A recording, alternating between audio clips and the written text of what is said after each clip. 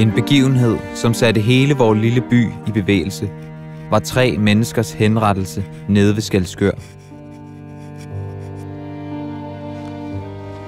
Det var den 8. april 1825.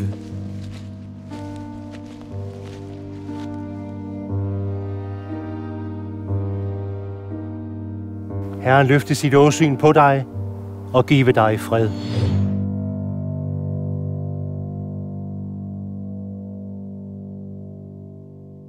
Det, der skete om morgenen den 8. april 1825, var, at folk stimlede sammen fra milevidt omkring, fordi det var nemlig tid til en af de helt store hændelser, der skulle finde en tredobbelt henrettelse sted.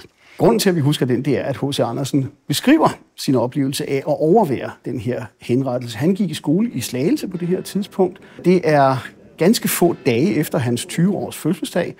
Han må have følt sig lidt udenfor, fordi han har været meget ældre end resten af sin klasse hos en rektor, som han ikke synes er særlig empatisk og særlig venlig og særlig rar. Andersen, læg pinden fra dem. Morgendagens undervisning er aflyst. Vi skal på udflugt. Hvorhen, hr. Meisling? Til henrettelse i Skælskør. 3 unge mennesker. En stakkels piges fader måtte lade livet for den fjollede kærlighed. Det, der var sket, var, at den unge dame havde forlibt sig i sin fars tjenestekal, men endnu værre blev det, fordi faren havde en idé om, at hun skulle giftes med en anden.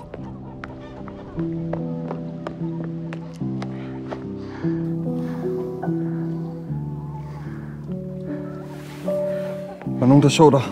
Nej, men min moder skulle være mistrøs til mig, og min fader er ikke i byen i dag.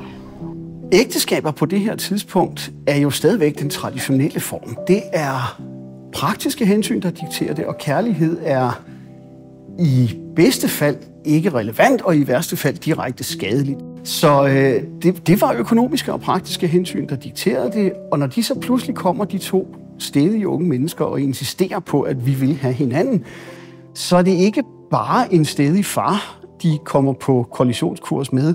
Det er hele tidsordenen i virkeligheden. Det er simpelthen et opgør med hele den gamle tradition omkring ægteskabet.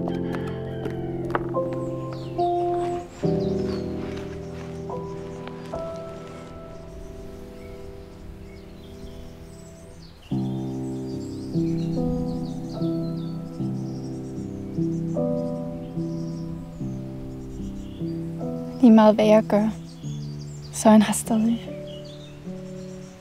Jeg har prøvet alt.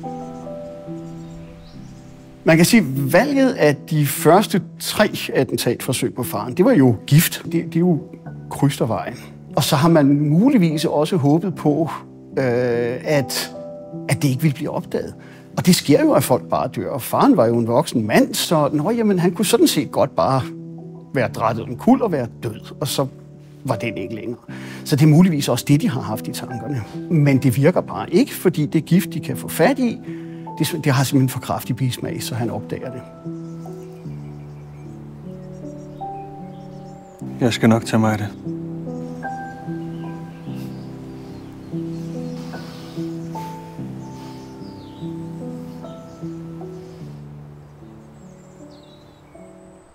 Da de 3 giftforsøg der viser sig at være virkningsløse, så bliver man formentlig lidt desperat. Man vakler ikke i sin beslutning. Han skal dø. Og så ser man simpelthen ikke anden udvej, end at så må vi gå fysisk til værks og simpelthen slå ham ihjel. Så allierer de sig med en tredje part, der har et horn i siden på faren, om at han skal hjælpe med at få faren aflivet. Lad os gennemgå det igen. Når vi hører ham, så dukker vi op fra hver vores side. Jeg distraherer ham, imens du kommer bagfra og slår ham ned. Er du sikker på, at det er det her, du vil? Ja. For alle sammens skyld. Og så tæver de ham simpelthen sønder, og sammen de banker ham ihjel, og så slæber de liget gennem mark og eng og dumper det i en mergelgrav. Men de efterlader sig jo et blodigt spor gennem hele marken, så det er ikke spor svært at følge det her. Så han bliver tævet ihjel, simpelthen. Det er ikke nogen rar tanke, det er ikke nogen rar måde at forlade verden på. Men det siger noget om, hvor desperate de unge mennesker har været. Passion er farlig, Andersen. Det er det samme som vanvid. Jeg håber, at de forstår, Andersen. Det rationelle, det kan man altid regne med. Men ikke, når man er i følelsernes vold. H.C. Andersen kommer ikke, fordi han har lyst til det. Han kommer, fordi rektor på skolen simpelthen sælger hele den ældste klasse ud for at se det. Fordi det er en pædagogisk hændelse. Hele natten kørte vi afsted på åbne vogne. Ved solopgang var vi uden for Skælskør. Det gjorde et rystende indtryk på mig, som jeg aldrig glemmer, at se de dømte komme til stedet. Kære himmelske far, må du redde disse unge mennesker og dette barn. Må du favne dem og give tryghed et lyst sted. Amen. Amen. Amen. Amen. Herren velsigne dig og bevare dig.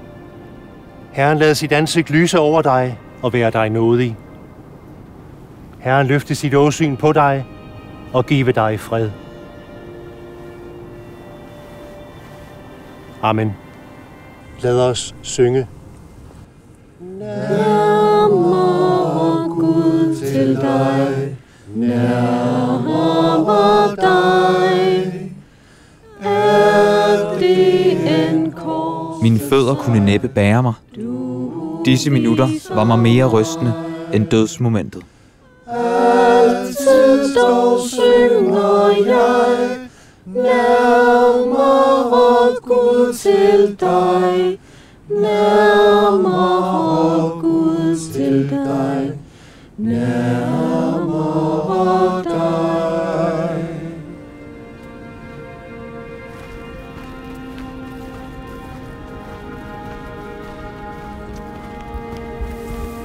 Farvel, min elskede. Glem mig ikke. Den første, der bliver slæbt op på hovedblokken, det er jo Maren. Og det er i virkeligheden for at være sød ved hende, fordi hendes brøde er mindre end de to andres. Hun har prøvet at slå faren ihjel, men hun har ikke rent faktisk gjort det. Så hun får den nådesbevisning at være den første. Der sker så det, at bødlen kluder i det, og er nødt til at hugge flere gange for at få hovedet af.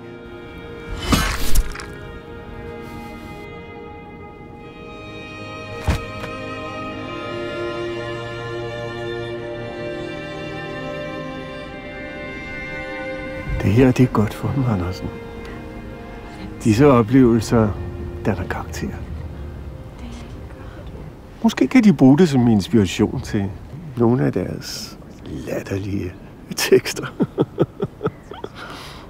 Andersen endte jo som bekendt som digter, og det var ikke noget dårligt valg, fordi han er et følsomt gemyt. Han er en sensitiv sjæl. Det kan vi også se på hele hans forfatterskab. Han er et meget empatisk menneske. Han føler med de stakkels unge mennesker. Han ser, at ja, det er mordere, men det er også rigtige mennesker. Så han bliver grebet af det der, og han er derfor i stand til at levere en skildring af det, som er empatisk, som er mere objektiv, end hvis man havde spurgt de tilfældige bondekatte, der ellers stod og kiggede på. Så det er sådan en helt levende skildring, vi har fra en af de store skønånder i Danmark i guldalderen.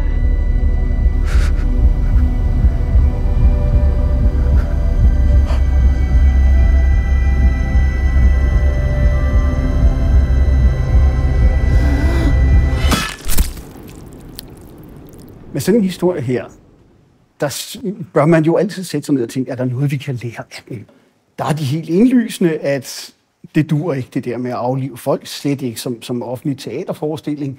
Men man kan også lære, og det synes jeg måske personligt i virkeligheden er den vigtigste, at Andersen jo skiller sig lidt ud fra sin samtid på den måde, at han har det så skidt med den så 20 år senere, hvor han sidder og skriver sine erindringer her. Der har han stadigvæk historien præsent. Den er stadigvæk mærket. Han er stadigvæk mærket af den. Vi kan lære noget om, at den personlige oplevelse kan godt få betydning ud over den enkelte. Andersens oplevelse bliver jo en almen oplevelse, fordi han deler den med os.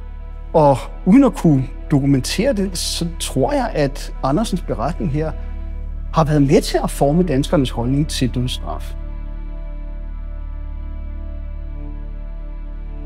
Den hele begivenhed virkede imidlertid så stærkt ind på min fantasi, at jeg i lang tid idéligt forfulgtes af erindringen herom. Denne vokste ind i mine drømme, og efter mange nu hensvundne år er det hele mig endnu levende, som var det sket i går.